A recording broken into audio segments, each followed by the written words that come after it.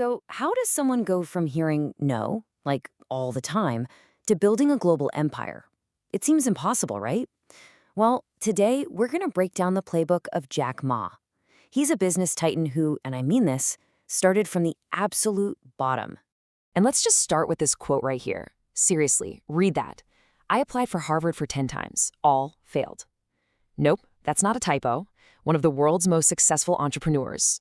Rejected. 10 times. He even said they didn't want to see me. And honestly, this one fact, it's kind of the key to unlocking his entire way of thinking. But you know, that Harvard story? That was just the tip of the iceberg. It wasn't a one-off thing, not even close. To really get how he became this giant, we've got to dig into his early days. We've got to look at his resume of rejections. This is where it all begins, the ultimate underdog story. I mean, the amount of failure here is just staggering. He failed his university entrance exams, not once, not twice, but 3 times. He finally scraped into what he himself called a 3rd or 4th class college. And then there's the KFC story. Get this. KFC comes to a city, right? 24 people apply. 23 get the job. Guess who the only one rejected was? Yep. So it's really no surprise that everyone around him just thought he was, crazy. And if that wasn't enough, let's talk about money. This was his reality. After all that struggle, he becomes a university teacher, and his monthly salary was $10. Just $10 a month. Can you even imagine? He said it was so difficult. But even then, he had this feeling, this belief that something bigger was out there waiting for him. So the big question is, how do you get from that, from $10 a month to a multi-billion-dollar reality? It sure wasn't luck. For Jack Ma, it all came down to one thing, his mindset. He believes there's this critical, fundamental difference between people who succeed and, everyone else. So what did he do? He basically became a student of success. He started watching the greats, people like Bill Gates, Warren Buffett, and he started noticing a pattern. He realized they all had something in common, a certain way of thinking that just set them apart. And this is the pattern he spotted. It's like there are 2 types of people in the world. On one side, you've got the successful ones. They're always optimistic, always looking to the future.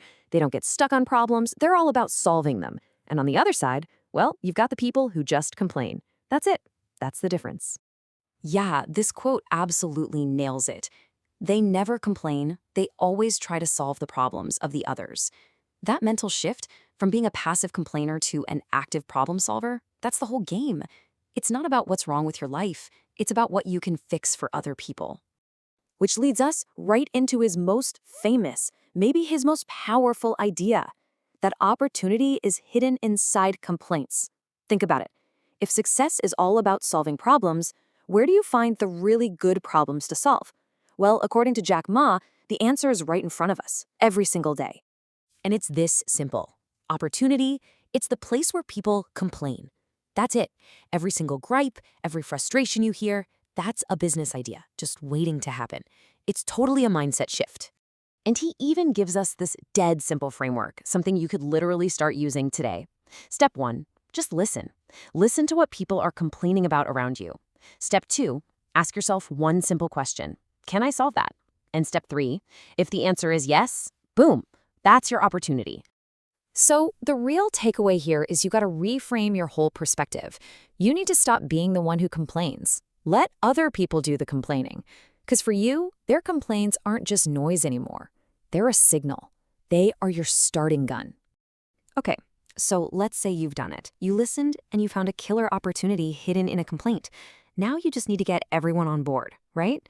You got to get the investors, your friends, your parents. You need them to believe in your big idea. Or do you? And this is where his advice gets really radical. He says that at the beginning, it doesn't actually matter if investors believe in you. It doesn't matter if your friends get it. It doesn't even matter if your own parents think it's a good idea. That's wild, right? So, if you don't need any of them to believe in you, whose belief actually matters? It's you and your team. That's it. You have to believe in it with every fiber of your being. And the handful of people who are in the trenches with you, working day and night, they have to believe too. He says if you have that core group with that unshakable faith, that's all the fuel you need. All right, this brings us to the final, and maybe the most important piece of the whole playbook. So you've got your opportunity, you've got your belief. But none of that means a thing without this last part, the part that separates the people who just dream from the people who actually do. And Ma points out this classic trap, and I think we've all been there. It's nighttime, you're laying in bed or sitting on the couch, and your mind is just buzzing with these incredible ideas. You think, tomorrow I'm going to change the world. And then what happens? The morning comes, the alarm goes off, and you just go back to the same old office, the same old routine. His solution isn't some gentle suggestion. It's a command. He's basically saying the difference maker isn't more thinking or more planning or a better spreadsheet. It's just doing. You have to make the move. You have to take the action. You have to be the one to break that cycle. And when you put it all together, this is really the core of his whole philosophy. Working for yourself doesn't mean being selfish. Not at all. It means working for others, for society. The big secret is that your own success, your own happiness, it's found when you help other people get what they want. It's about their success, their happiness. So we're going to end by turning this whole thing right back to you. We all have those amazing ideas at night, right? The only question Jack Ma would say matters is, what are you going to do tomorrow morning?